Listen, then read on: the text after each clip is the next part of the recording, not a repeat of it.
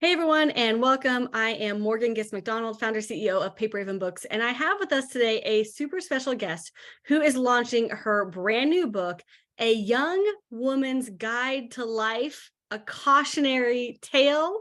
I am so excited to have author and newspaper columnist Ann Aikens here with us. Ann, thank you for being here. Thank you for having me. I'm so excited. I am too. This is such a fun book, so needed. I would love for you to talk to us a little bit about why you felt like you wanted to write this young woman's guide to life. This is so not like an answer that you would expect. I used to travel a lot when my nieces were young. I don't have children and I'm not an educator. I have no credentials, okay, which is noted clearly on the back of the book. And I used to fly frequently. And if you fly a lot, as you know, sometimes it seems like the plane is going down. And I was like, oh my God, I forgot to tell my nieces about X. And so this went on for years. I would just take notes and I'd be like, you have to tell them this. Oh, definitely, definitely put that in there. And they were too young. There was no way I was going to tell them half of that stuff. And then all of a sudden, number one, they became old enough to get it, just as kind of horribly at my age. People my age are like getting diseases or not doing well or dying. And I was like, I got to get this baby out there or I'll be falling into the grave going, I didn't tell them that thing. And so I started it just as a book to them. It could have been a PDF, right? And when I was in New York 1 million years ago, I used to get Writer's Digest. My mommy, now deceased, gave me a subscription to it for years. And I always wanted to go to the Writer's Digest conference, which I believe was held at the Javits Center back then. So flash forward like 20, 30 years, and post-COVID, they have it again. So last spring, I was like, I'm going to go to this thing. I've always wanted to go for like 30 years. And to go, I wanted to do the pitch slam, which is harrowing. And I like to put myself in these harrowing positions and really stretch myself. So the pitch slam, you pitch your book to various agents and publishers. And I said, well, I've got to have chapter headings. I've got to have sample chapters.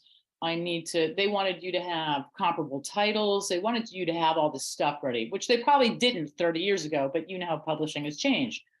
So the clock started ticking. It was last May, I think, April, May, I signed up for it. And I was like, let's do it. I learned at that conference how hard it is to get your book published by a publisher. And I learned in the pitch slam, they'd say, I'm worried about your platform. And I'm like, as well you should be, because I don't really have much platform. And so basically, I decided at the conference that I was going to self-publish. I took every session I could on self-publishing, and that was much harder than I realized. Like one guy had taught himself HTML to do it. These people were nuts and driven. And so I learned a lot. When I walked out of there, I was like, okay, so I'm going to have to self-publish, and I'm not going to learn HTML, and I'm probably not going to learn EPUB or InDesign or whatever else I need, because it takes like 30 hours to learn any of those. And I just don't have time. And totally by chance, I saw one of your videos somewhere. And number one, I really don't like watching protracted videos, and I hope not to make this one of those. And you talked so fast and got so much information out so quickly that I was like, this is the woman.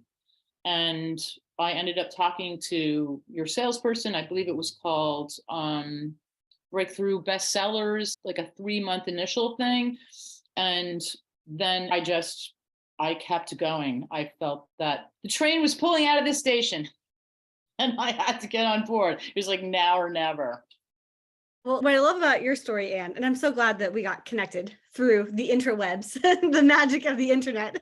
It's right? really amazing. And what I love about your story is like you had this concept that had been sort of riding around with you for years and years. And like it's just one of those things that you know it's going to come. Like it is inevitable. One way or another, this book is going to be coming out into the world. And you explored all the possibilities and just kept following the trail until here we are. And the book is launching. And I mean, you're a little bit humble in how you sort of portray your own backstory because you are a writer, right? I mean, you've been writing for a newspaper column since 1996, and the column is the Upper Valley Gold, right? So, can you tell us a little bit about you wrote for your nieces, you write for a newspaper. How did these writings kind of come together into this book? That is a great question. I had so much experience, and a column is usually maybe 700 words in making things concise. And I knew the young people, they don't have like that much patience for reading long, protracted things.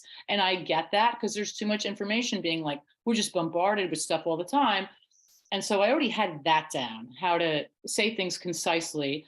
And I have a background, not personally performing, but in comedy. I listened to every comedy album that was available when I was growing up. They were albums on LPs. And I ended up working at the Comedy Cellar in New York, which is now really rather famous, and booking comics. And these guys would call me up at home and they just, if you think they're funny or outrageous, I should say, if you think they're outrageous on stage, go to dinner with a bunch of them. Rob Reiner said that if you hang out with funny people, like he hung out with his dad, Carl Reiner, and Mel Brooks at the breakfast table.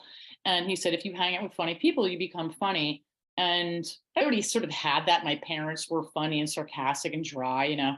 I had learned over time with my column, if you say something with humor, but there's a famous quote, and I don't know who says it. It's like, if you get the listener laughing, they'll listen to anything you have to say.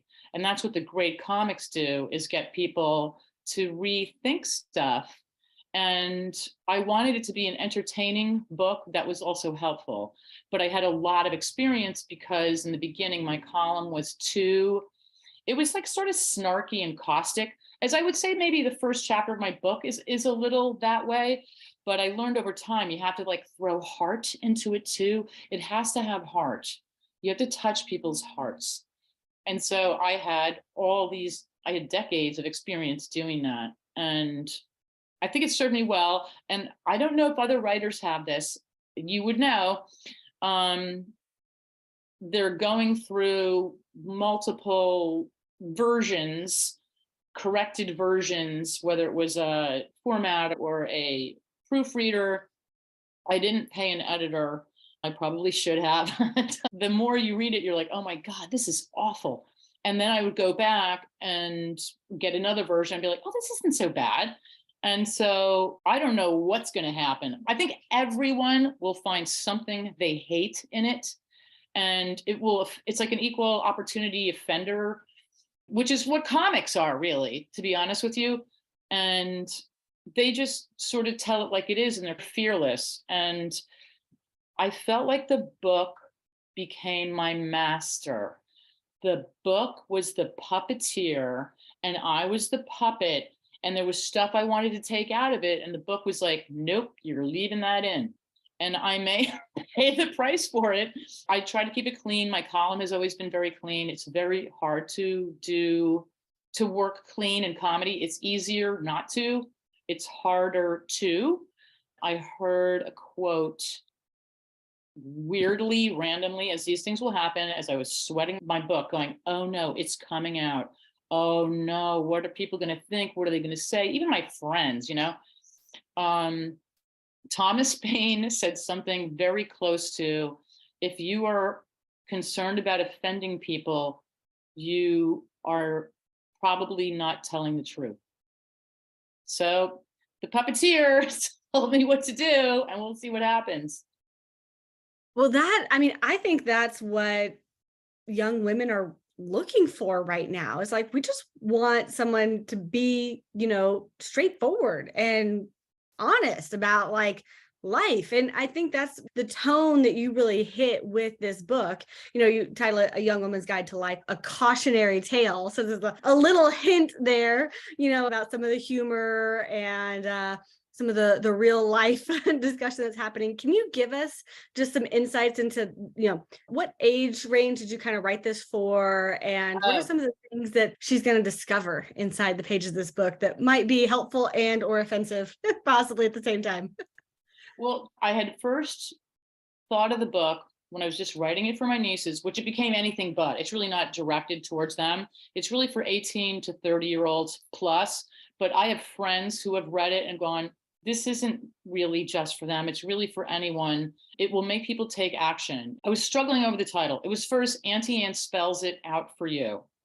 And my friend Meg said, this sounds like an old crone telling you what to do. And so we had this really quick, short conversation. And she's like, a young woman's guide to, and I go, life. And then she goes, a cautionary tale. Because I am not a self-help guru telling you, folks, this is how you do it. And this is how I have my own helicopter and my own island, and I don't have to worry about anything anymore. And I have a beautiful spouse and all these great kids, and I live in a mansion. It's like, no, no, no. It's like, don't do it the way I did it. That is really what the book is mostly about, because I don't want people to waste time. I wasted a lot of time. What do you think are some of the main themes that you hope that she gets out of the book? Like when she puts the book down, maybe she's just read a few chapters and she's like, wow, this is really, powerful kind of stuff. This is hitting me, really deeply. What do you hope that she's kind of getting from the book?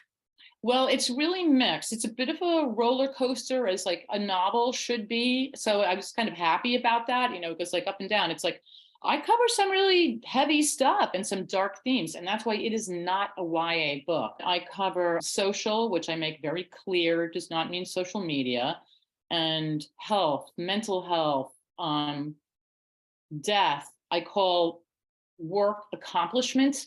I call play frolic.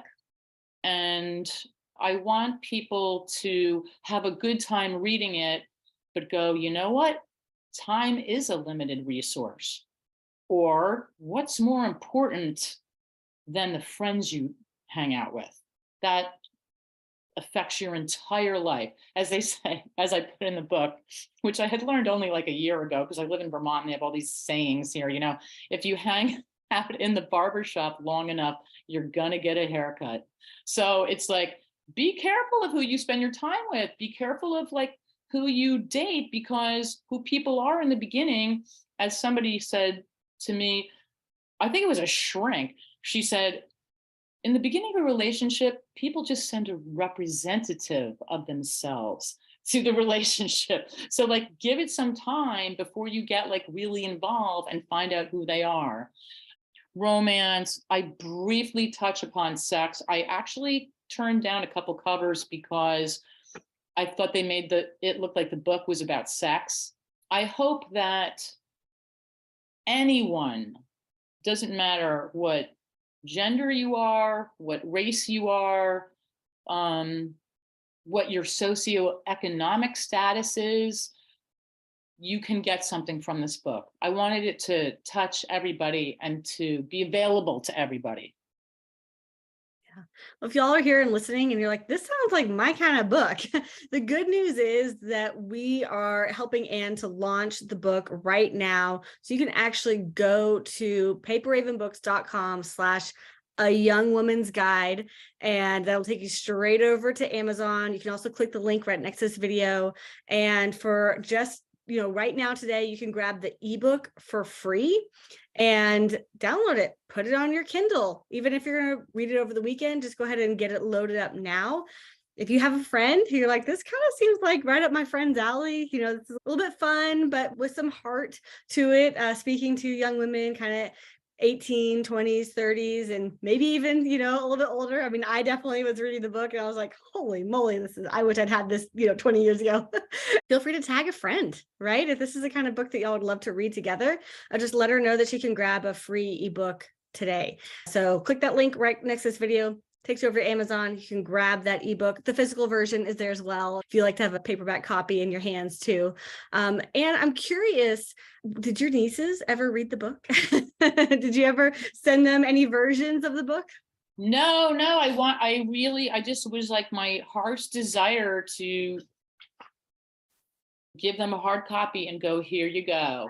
And I'm going to get like a little teary here. I think they're just going to see how beautiful the cover is and how beautiful like the fonts are that, your team helped me with, and the back cover. And I had friends help me with the author's photo. And I think they're just going to be like, oh my God, you did this for us. Yeah. I think this book is going to change your nieces' lives. I mean, they're never going to see you quite the same way again. Accomplishment for sure. I mean, you and I have talked, in different conversations about how there are a lot of self-help books and you should do it this way and you should do it that way. But your book really meets us where we are right now. And it's like, let's just talk about life, like real life. Work and accomplishment and fun and friendship and death, and just having this really authentic conversation is what we're so craving right now. And that you bring it to us with both the fun and the comedy and the dry humor, as well as really a lot of empathy and caring too. It's such an amazing book. So Anne, thank you for writing it. And I'm curious, any last words for kind of anyone who might be diving into A Young Woman's Guide to Life, a cautionary tale? Have fun, because if you are not having fun as you're creating a project like this, it will not turn out well in the end. It's really, really important to help other people. We have become like so ridiculously isolated, and because of COVID, and because people are working from home now. And there's plenty of people that have families and they're happy in their little unit living at home. And there's all these people that are sort of left out in the cold. And I'm like, get out there and do something for them. And they don't have to be 85. It could be somebody that's, late teens or 20s that's like not very by nature sociable, shy. They have difficulties in various ways with communing and engaging with others. If you see somebody like that, go out of your way and ask them, hey, my group's doing this thing, do you want to join us? Last but not least, I would say grab what you can from life, because as a friend said once at a party at a special effects house in Los Angeles, he said, you see your friend's little child over there? He goes, blink and he will be 20. Blink again and he will be 40. It goes by like this. And so I spend a lot of time in the book going, hey, get out there and do stuff. Don't sit around on screens. Don't game your life away. I know it's totally addictive and fun, but go out and grab what you can, because if you live long enough, you're going to be stuck in a chair crying in your underwear watching the Hallmark Channel and go, why didn't I go to surf camp? So that's like, that was like a big thrust for me, taking care of other people, grabbing life, seeing opportunities. Keep your eyes open, be aware, be self-aware, because opportunities are coming all the time. I can't even tell you like the crazy things that I had come my way that I tried and I didn't get. But if I hadn't tried, I would have regretted that. Yeah. I mean, guys, if y'all are like, Anne is my person, I am like 100% nodding and saying, yeah, hell yeah. It's like, then this is your book. Go ahead and grab a copy right now. It's free. Just go to paperhavenbooks.com/a woman's guide and it'll take you straight over to Amazon. And you can also click the link right next to this video and it'll take you over to Amazon. Grab the ebook right now while it's free. Tag a friend if you feel like she might dig this vibe too. And we would love to get this book out to as many people as possible. And thank you so much for being here with us today. Thank you for writing this book. And we're just honored to help you get this book out to all the women out there. It's going to be such a game changer. So thank you for being here with us today. Thank you, Morgan. Can I add one thing that a friend said to me? Because I'm pretty frank. I keep the book really clean, but I'm very honest in some areas about mistakes that I made and whatnot. And a friend said, this is such a great book to like give to your daughter and go, here, read this, so that you don't have to tell your daughter your stuff. And then you give it to your friend and go, here, give this to your daughter so you don't have to tell her your stuff. Because I have a feeling a lot of mothers, they don't want to be that forthcoming. And I get it. I totally get it. But it wasn't my idea. It's just what a friend said. Yeah. And I think that really encapsulates kind of the tone and the flavor of the book. Is like, I'm going to tell you what really went down in the hopes that you are able to have all the life that you want, just like you said, to really appreciate time and to have fun and to make friends and to serve people. And that's what we really want for our kids, for our friends, for ourselves. And so this book is just such a fantastic reminder and something that we can really share and laugh about together. And maybe you're willing to say things, and that a mother might not say to her daughter, and it's maybe exactly what the daughter needs to know as she's going through adulthood. So yeah, if you feel like that might be the kind of book I'm interested in, grab it now while you're thinking about it. Click the link next to this video. Thank you guys for being here with us, and we will see you next time. Bye, everybody.